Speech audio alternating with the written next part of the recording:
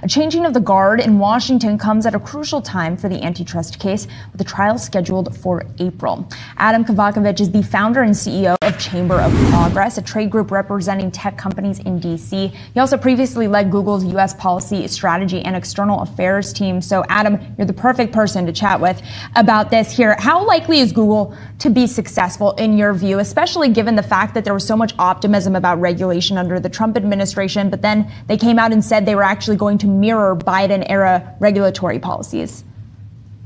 Well, I think it depends on which branch of the Trump world kind of prevails in this case, right? So this was a case that was brought under the Justice Department under Trump's first term.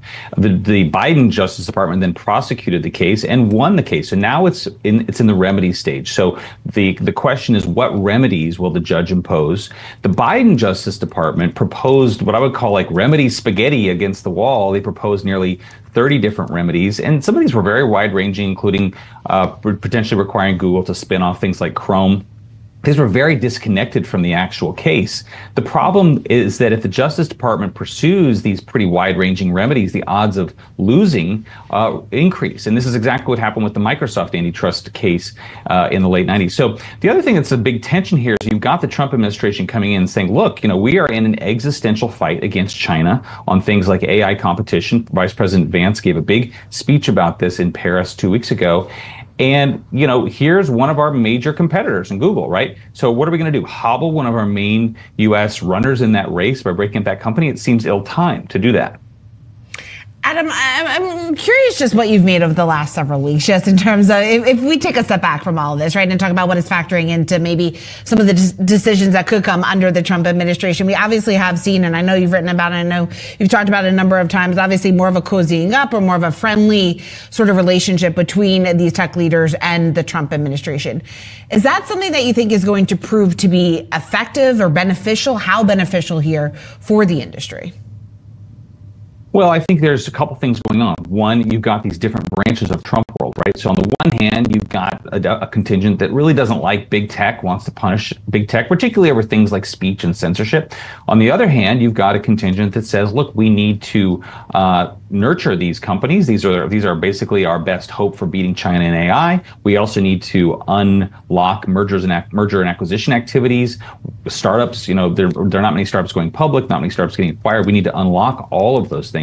But I think the other thing, frankly, is that tech industry learned from the first term that Trump doesn't respond to vinegar as much as he does to honey, right? That it's better to have a relationship with the administration. And so that's why I think you've seen all the CEOs try to build a relationship with him.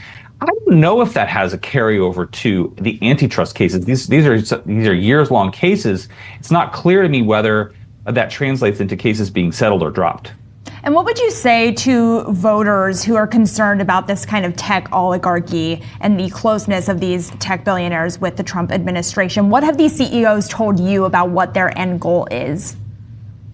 Well, first of all, I think you got to put Elon Musk in his own category, because I don't think that's where most of the companies are. What I think most of the companies want is kind of not to be punished, to be able to operate. And, frankly, there was a lot of understandable exasperation that the Biden administration went after tech, right? I'm a pro-tech Democrat. I didn't like what the Biden administration did.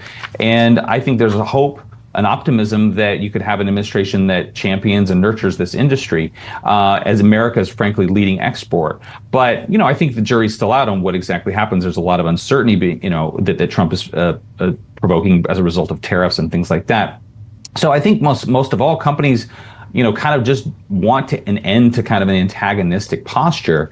And that's really what it's about. I think that it's also possible to say, look, we want to have progressive taxation. We want to scrutinize companies. We want to scrutinize moguls, but we don't want to break the services that Americans love. And I think that's a little bit of a nuance there.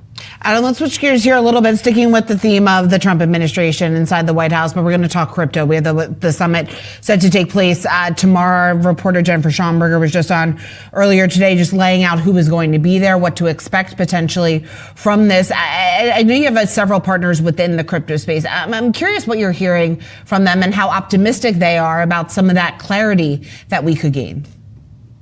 Well, look, I'm a pro-crypto Democrat. I found the Biden administration's approach to crypto to be unnecessarily hostile. I think the administration has made some positive moves here, right? Naming David Sachs as crypto czar, holding this summit tomorrow. Most importantly, the SEC dropping some of its lawsuits against companies like Coinbase and Uniswap. That's all really positive. I think at the same time, there's been news, like a focus on the Trump family, focus issuing meme coins. That's a bit of a distraction. It's nowhere close to the most vital application of crypto. And I think, that's a concern. Frankly, the most important thing that needs to happen in crypto is that Congress needs to pass clear rules. There's bills that are bipartisan around stable coins and market structure, putting clear consumer protection rules, and we should pass those. And so I think that that's really what I hope we focus on. We'll see what comes out of the summit tomorrow. There's some questions about what this reserve fund might look like. We'll see.